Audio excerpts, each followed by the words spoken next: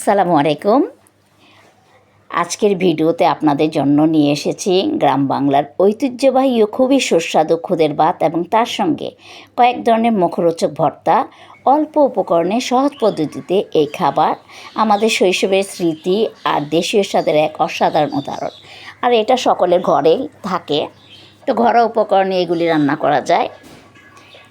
এখানে আমার উপকরণগুলি ধুয়ে নিয়েছি, কেটে নিয়েছি। আলু সিদ্ধ করতে বসিয়ে দিলাম, তেল দিয়ে দিলাম, তেজপাতা, পেঁয়াজ দিয়ে দিলাম, আদা রসুন বাটা, লবণ দিয়ে এখানে আমি খুদের চালগুলো কিছুক্ষণ ভেজে নিব।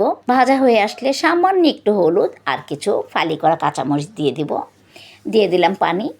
এরপর ঢাকনা দিয়ে ঢেকে আমি পাশের চুলাতে রেখে দিয়েছি। রাখার পরে আমি এখানে একটা কড়াই বসিয়ে দিয়ে তাতে আমি কালিজিরা টেলে নিচ্ছি। এখানে রসুন, পেঁয়াজ, সামান্য কয়েকটা কাঁচামরিচ, টালাটালি শেষ, শুকনা মরিচ টেলে নিলাম। ঘরে সামান্য একটু চিংড়ি ছিল, তা ভেজে নিচ্ছি। ভাজা হয়ে আসলে লবণ দিয়ে আমি এখানে শুটকিগুলো একটু ভেজে নেব। দিয়ে দিলাম বেগুন পোড়ার জন্য।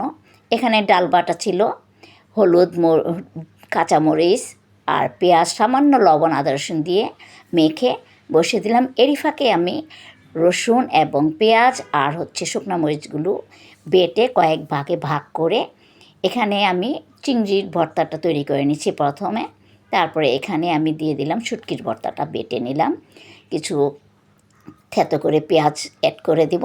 দেওয়া হয়ে আসলে কড়াই শিলপাটাটা সুন্দর করে ধুয়ে এখানে আমি মরিচ আর রসুন আর এখানে পেঁয়াজ বেটে নিলাম। এখন আমি কালিজিরার ভর্তাটাও বেটে নিচ্ছি। সব কিছু একসাথে বেটে নিয়েছিলাম আগে, শুধু কয়েকটা ভাগে মশলাটা আলাদা করে নিয়েছিলাম। দিয়ে দিলাম কয়েকটা পেঁয়াজ। হয়ে গেল আমার বাটাবাটির পর্ব শেষ। এখন আলুর খোসাটা ছাড়িয়ে পেঁয়াজ এবং শুকনা মরিচ ডলে লবণ দিয়ে সরিষার তেল দিয়ে মেখে নিলাম। এখানে ধনিয়া পাতা, পেঁয়াজ, শুকনো মরিচ, তেল দিয়ে সুন্দর করে মেখে দিয়ে দিব পুরানো বেগুনটা। বেগুনের ফ্লেভারটা অনেক সুন্দর আসছিল।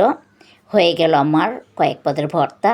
প্লেটে তুলে নিলাম, লোভ সামলাতে আর পাচ্ছিলাম না, তো বসে বসে খাচ্ছি। কে কোথায় থেকে